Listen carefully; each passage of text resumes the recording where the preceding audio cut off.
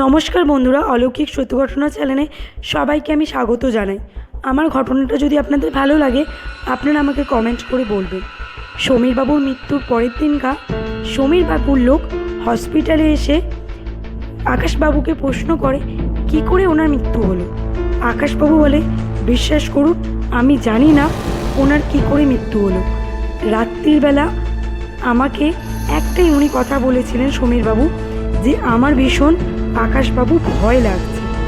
আমি এইটা শুনে আমি ওনাকে বলেছিলাম, এখানে দাদা ভয় লাগলে চলবে না, আমি বলে বাড়ি চলে গেছিলাম।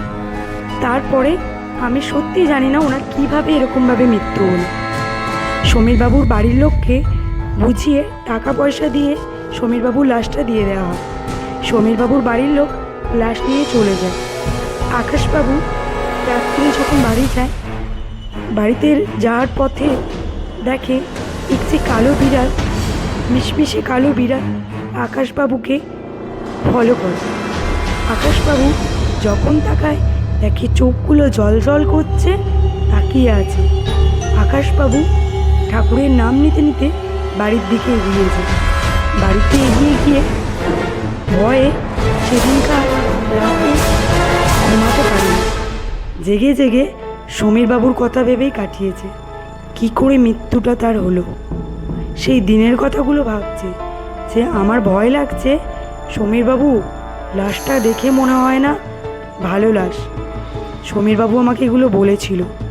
আকাশবাবু এগুলো ভেবে ভেবে সারা রাত ঘুমায় না। সকালে যখন ডিউটিতে আসে দেখে একটি লোক জয়েনিং করেছে, ওনার নাম মধু। আকাশবাবু বলে, আপনি জানেন কি 2 সপ্তাহ আগে আমাদের এখানে একটি রহস্য মৃত্যু হয়, তার নাম ছিল সমীর। হ্যাঁ আকাশবাবু, আপনাদের স্টাফের মুখে শুনেছি সমীরবাবুর এইভাবে মৃত্যু হয়।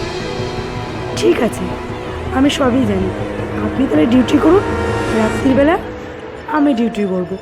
আমি দেখতে এলাম জয়েনিংয়ে, আপনার সঙ্গে দেখা করে কথা বলতে এলাম যে আপনি আর আমি তো জয়েনিং করেছি, যে আপনার সঙ্গে আপনার কখন নাইট ডিউটি বা আমার কখন ডে ডিউটি সেটাই আপনার থেকে আমি জানতে এলাম।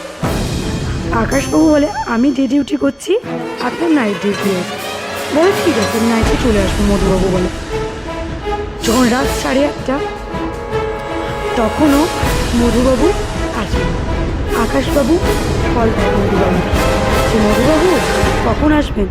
বলে আসছি, হঠাৎ দেখি রাস্তায় সাইকেলের চেনটা পড়ে গেছে, ওই জন্য একটু আসতে দেরি হচ্ছে।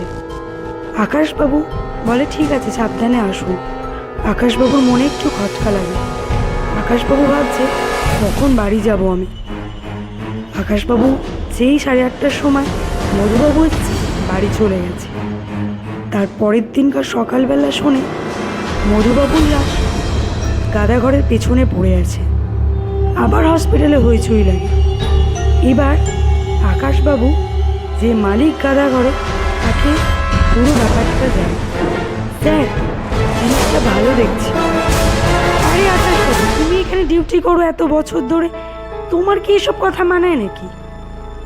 না স্যার, তার জন্য আমি বলছি না, এরকম রহস্য মৃত্যু হচ্ছে।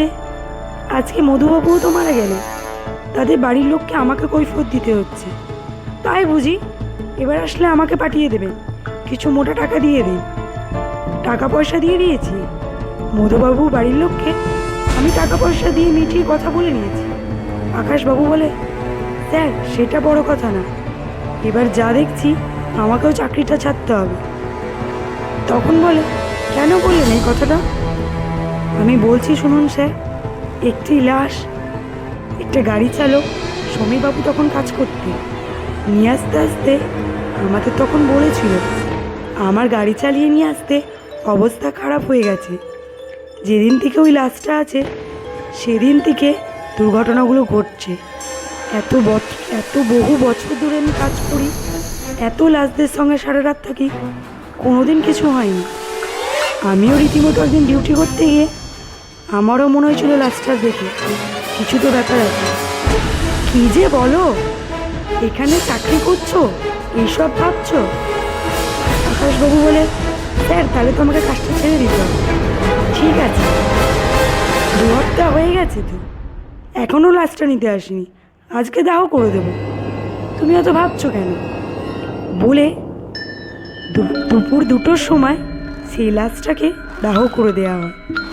দাহ করে দেওয়ার পর আরও একজন কাজে জয়েনিং করেছিল, প্রায় 1 মাস হয়ে গেল, কোনোদিন তার কোনো মৃত্যুও হয়নি, সে কোনোদিন ভয়ও পায়নি। যেরকম ডিউটি করার নিয়ম আকাশবাবু বলে, আকাশবাবুও ভালো করে ডিউটি করছে, আর নতুন যে এসছে সিংবাবু, সেও ডিউটি করছে, কোনো ধরনের কোনো অসুবিধা নেই। আমরা ঘটনাটা শুনে এটাই মনে করি যে লাশটা ছিল, সেই লাশটা থেকেই কোনো দুর্ঘটনা ঘটেছিল, দুজনের মৃত্যু। তাহলে আমার ঘটনাটা কেমন লাগলো আপনারা কমেন্ট করে অবশ্যই বলবেন।